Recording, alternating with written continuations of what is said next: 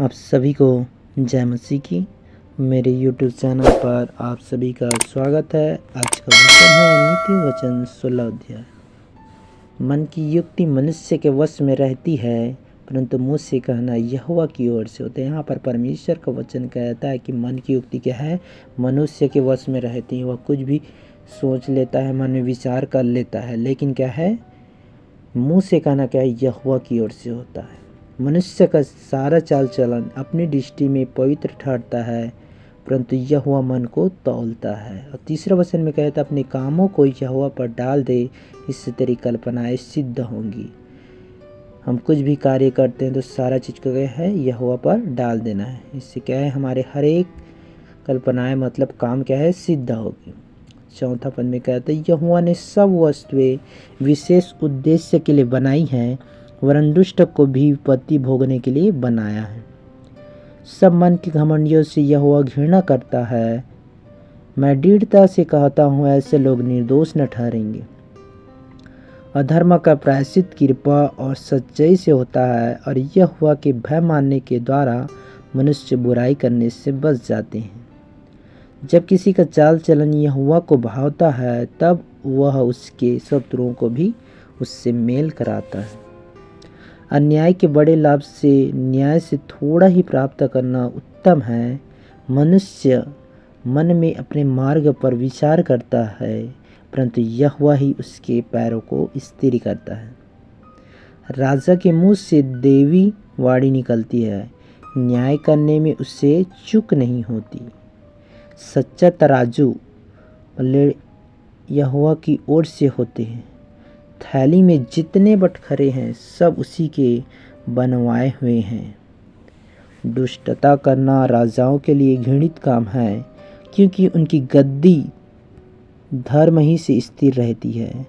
धर्म की बात बोलने वाले से राजा प्रसन्न होता है, और जो सीधी बातें बोलता उससे वह प्रेम रखता है। यहाँ पर परमेश्वर का वचन कहता है, धर्म की बात बोलने वाले से राजा क्या है, प्रसन्न होता है, और जो सीधी बातें बोलता है उससे क्या है, उसे प्रेम रखता है। 14 पद में कहता है, राजा का क्रोध मनुष्य, हालेलुया, यहाँ पर कहता है राजा का क्रोध मृत्यु के दूत के समान है, परंतु बुद्धिमान मनुष्य उसको ठंडा करता है। और राजा के मुख की चमक में जीवन रहता है, और उसकी प्रसन्नता बरसात के अंत की घटा के समान होती है। बुद्धि की प्राप्ति चोखे सोने से क्या ही उत्तम है, और समझ की प्राप्ति चांदी से अति योग्य है। बुराई से हटना सीधे लोगों के लिए राजमार्ग है। जो अपने चाल चलन की चौकसी करता, वह अपने प्राण की भी रक्षा करता है। विनाश से पहले गर्व और ठोकर खाने से पहले घमंड होता है। घमंडियों के संग लूट बांट लेने से दीन लोगों के संग नम्र भाव से रहना उत्तम है।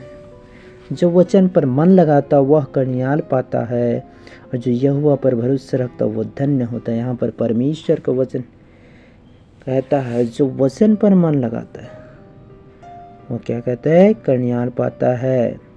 जो यहोवा पर क्या है, भरोसा रखता वह धन्य होता है। 21 पद में कहता है, जिसके हृदय में बुद्धि है वह समझ वाला कहलाता है, और मधुर वाणी के द्वारा ज्ञान बढ़ता है। जिसके बुद्धि है उसके लिए वह जीवन का सोता है, परंतु मूढ़ों को शिक्षा देना मूढ़ता ही होती है। बुद्धिमान का मन उसके मुंह पर बुद्धिमानी प्रकट करता है, और उसके वचन में विद्या रहती है। मन भावने वचन मधु भरे छत्ते की नाई प्राणों को मीठे लगते, और हड्डियों को हरी भरी करते हैं।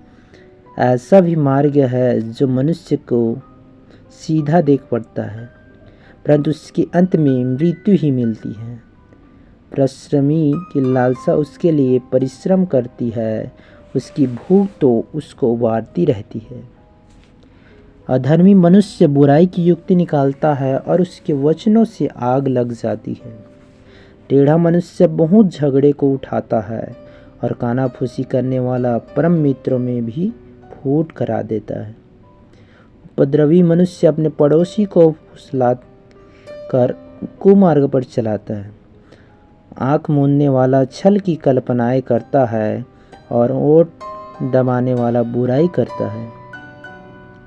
पके बाल सुहावन मुकुट ठहरते हैं, वे धर्म के मार्ग पर चलने से प्राप्त होते हैं।